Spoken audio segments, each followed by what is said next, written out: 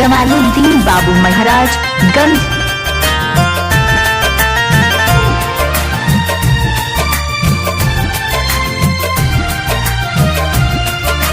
या खुदा तुझे मंजूर था मेरे मोहब्बत को आजमाने को, इन तूफानी रातों में मेरे प्यार के दिए को जलाने को।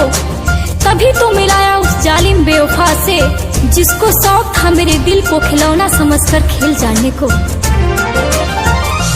ऐ खुदा न जाने कैसी दुनिया तूने बनाई।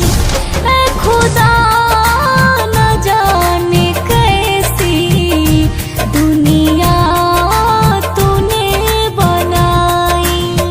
दिल ने जिसको रब माना, दिल ने जिसको रब माना, उसने की बेवफाई। ऐ खुदा न जाने कैसी दुनिया तूने बनाई।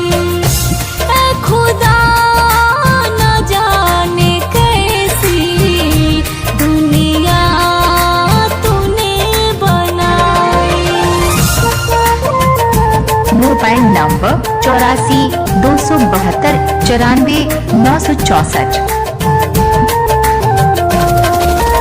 इश्क में लगे चोट दिखाए नहीं जाते, जख्म अगर सहने से ज्यादा हो तो हंसकर छुपाए नहीं जाते। अरे कोई जाकर कह दो उस परिंदे से, क्यों परेशान हो रहा है इतना, हवाओं के शहरों में घर बनाए नहीं जाते। पाथर के इस जहां में गुलशन ने गुल दिए, कांटों से थी मोहब्बत, जिनको फूल क्यों दिए।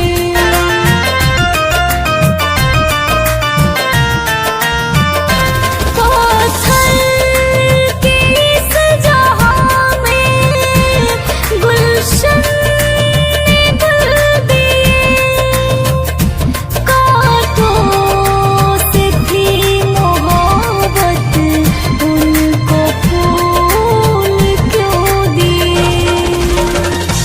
समझा न दिल की चाहत को, पैरों से है दबाई। ऐ खुदा न जाने कैसी दुनिया तूने बनाई। जमालुद्दीन बाबू महाराज गंज।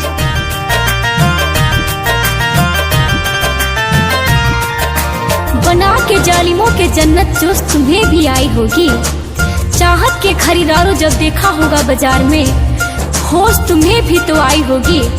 जब टूटा होगा तेरा दिल किसी पत्थर से टकरा कर, उफ क्यों बनाया इस बेदर्दों के जहां में, सोच कर अफसोस तुम्हें भी तो आई होगी।